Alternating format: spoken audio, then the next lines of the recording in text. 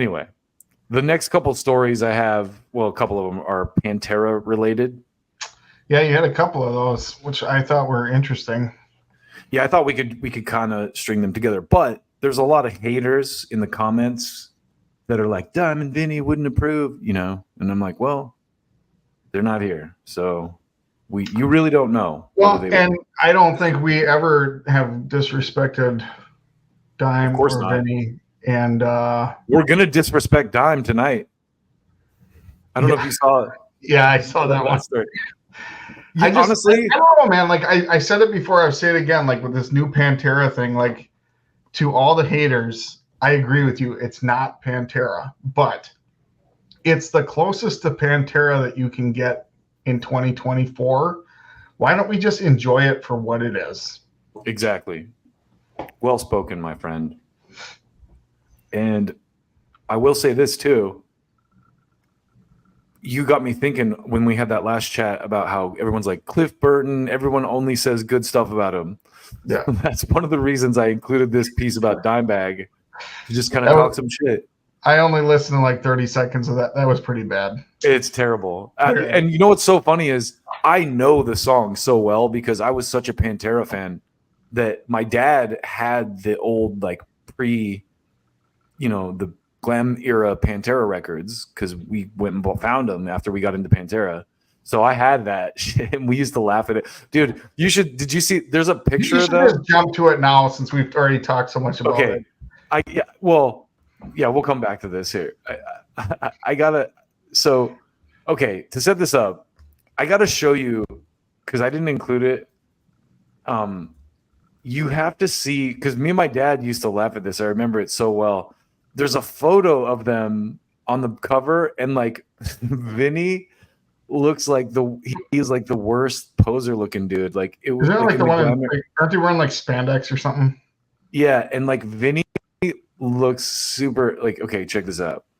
So this is from I think I've seen this before.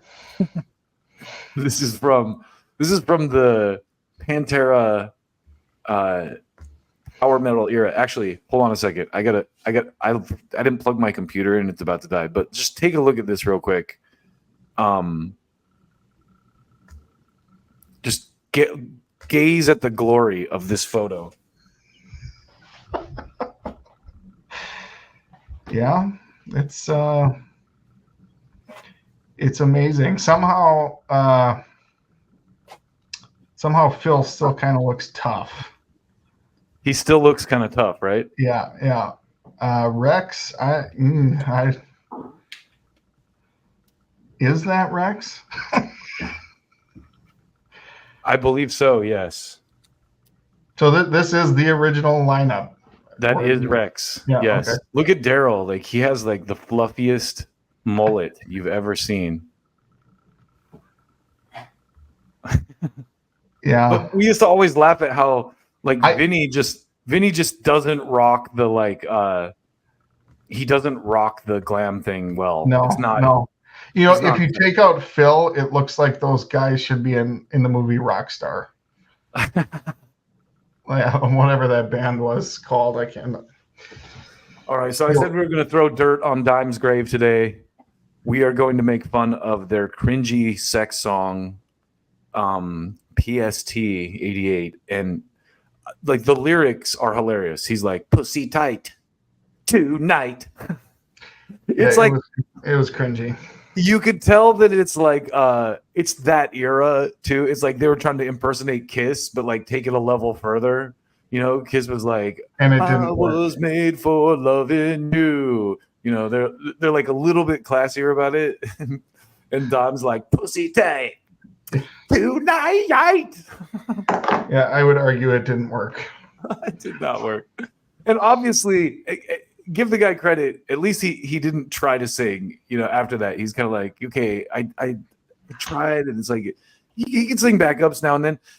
But he had the courage to say, I should probably not be singing,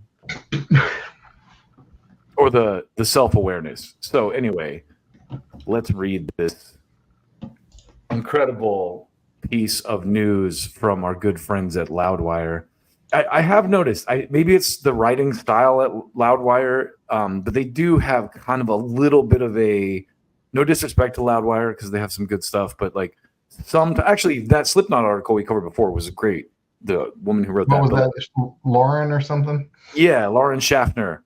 So, but a lot of their writers just have like a really whiny tone, like that last guy we were reading about the Motley Crue thing. He's like, "Oh, is he tricking his fans?" Does he have the whiny tone, or are you just reading it that way? You're probably right. I'm probably projecting my own. He might be amazing, and you're just probably a really good guy. I'm just. It's just the way that some of these articles are framed. It just strikes me as, just it's like, dude, really, like you got tricked by the Nikki Sixx comment, and now you're like mad at him for being a crazy coked out jokester, which is anyway. Let me read this. Have you ever heard PST 88, the cringy sexually charged Pantera song off their 1988 album Power Metal? See what I'm talking about here, though? It's like these guys are like all upset by it. It's the only one where read it in the voice that you're hearing it in. Have you ever heard of the PST 88, the cringy sexually charged Pantera song off their 1988 album Power Metal?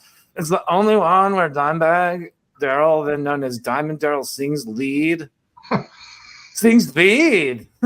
Anyway, Power Metal marked the debut of Phil Anselmo, who stuck to a more traditional metal approach to singing before the band shapeshifted into a groovy rhythmic beast.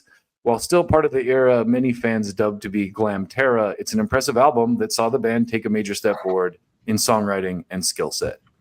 I'm sorry, Loudwire writer. You redeemed yourself in that second paragraph. Well, this record because you read it normal. No, but he actually came back with some compliments, Yeah. So I'm giving him credit. That's fair and balanced. Congratulations, Loudwire, fair and balanced journalism. Well, this record shows. I actually really appreciate Loudwire. Yeah, no, Loudwire is one of the best. They're like them, and there's a few outlets that I will give mad props to. Blabbermouth, obviously. Blabbermouth just kind of compiles stuff, though. They're like the Matt Drudge of the metal world, or the Huffington Post of the metal world. And then Loudwire and what's it called? Metal Injection. Yeah, I feel like they do a good job of giving guys like us info to talk about. Totally. Yeah, props Loudwire. I joke a lot, but a lot of truth is said in jest. So with that, we'll move on. While this record shows maturity in those regards, it's capped off with an awfully immature track, PST. Yeah, it's like he makes a good point here. Like the track is kind of like almost like they're like, hey, here's a stupid thing we did like on the end. They kind of just tagged it's like the bonus track or something, the secret song. Yeah. Let's see. So if you had this album, did anyone take that track serious back in the day, or did they kind of figure it was like a stupid, silly bonus track? I think most people who listen to Pantera from Vulgar Display of Power, Cowboys From Hell was kind of teetering on the edge of this era still, but Vulgar, Far Beyond Driven, Trendkill, all their records after Vulgar Display of Power on. I don't think most people went back, and I think they not to be a conspiracy theorist either, but I think they did a lot to kind of downplay that era too. They're kind of that's who we used to be. We're not that anymore, know, which is also it was a few years when I first got introduced to Pantera. It was a few years later that I found out they did 3 albums before Cowboys. Yeah, same. Well, it wasn't that long for me, but it took me it was a little bit before I was oh, it was actually my dad who was had the ability to go buy a bunch of records and dug into the crates and found it. But the other thing about it too is Phil Anselmo came in as the new vocalist, and I think that's really what changed their sound, because this album is where you really hear it the start. But Cowboys Phil wasn't the vocalist prior? No. Oh, okay. This album was the first one. Okay. Yeah. This was the first album where he was the lead vocalist. And that's probably another reason Dime was able to do that track. He's like, all right, you want to sing on one? Fuck, go ahead. Sure. But by the time they got to like Cowboys and Vulgar, you could tell like the transition had happened, like full transition for Phil, because they had this guy, I think his name was like Terry Blaze or something before Phil. So like this album was the first album they did with Phil, but they were still kind of a glam band.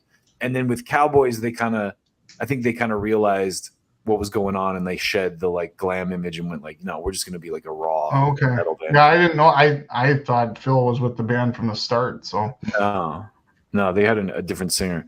While this record shows maturity in those regards, it's okay. Pantera weren't entirely ready to shed all of the aesthetics they borrowed from the commercial hair metal scene.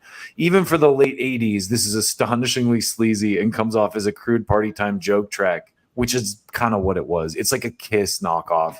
The lyrics are below. We don't need to describe it because it would just make everyone uncomfortable. Here's the lyrics in case anyone... Wait, did it? Oh, I didn't even include this slide.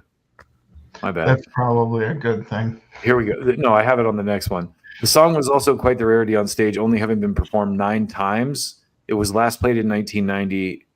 It's all, I didn't clip the performance. It's also quite hilarious. This was the last song on Power Metal, and if you look at the chronology of releases on paper, the next new songs fans heard was Cowboys From Hell's title track. That's quite a stretch. Oh, and as for Dimebag's vocals, he sounds like a cross between Metallica's James Hetfield and Megadeth's Dave Mustaine. And no, we're not just trying to start some drama by making that comparison. So I did clip the lyrics.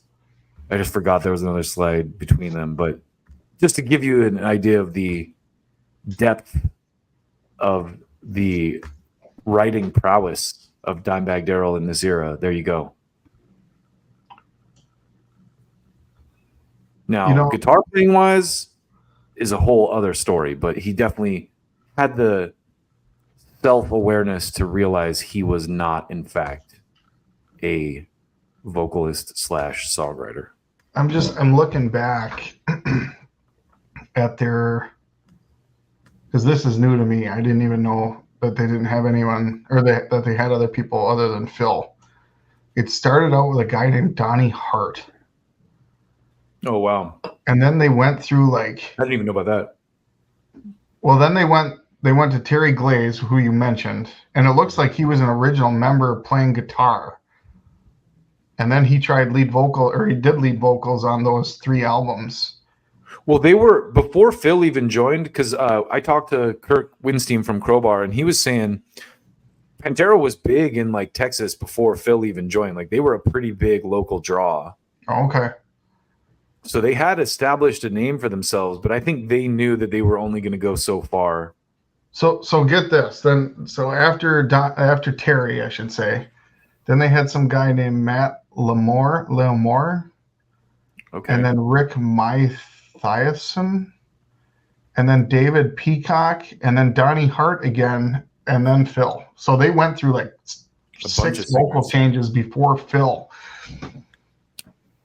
Which is wild. I had no idea. Oh my gosh. Well, and that's one of the reasons too that like with the Pantera tour thing, the current lineup, it's like all due respect to Diamond Vinny, it's Phil's band too. Like he's the one that took them to the level they got to. Sure. Like they were doing it long before he came in, and that's how they got to the next plateau.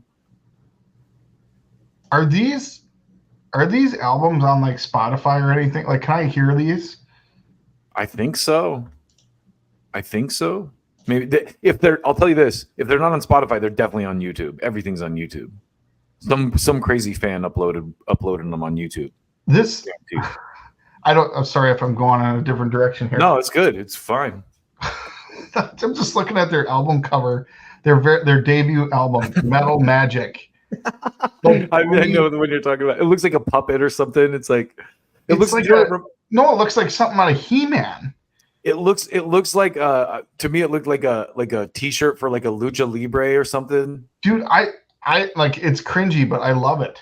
Like I want to see this come back. I mean, it kind of is, man. Here, let's show it. Yeah, if you can. I tried to drop it in the chat here. It's so. Oh, dude, it's so amazing. It's kind of cool. It's so fucking amazing. Hey, it's better than most of the Megadeth album covers. It's literally like out of a Dungeons and Dragons game.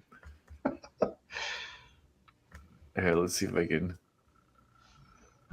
share this one. Like I almost wish, you know how like Megadeth has their what do you call that character that they have, and Iron Maiden's got their thing. Like Pantera should have stuck with this. Yeah, another band. Well, I think with Maiden too, like Killers was a great album. Like they were already on that trajectory, but Bruce kind of took them to the next level too. Well, I hope this comes back.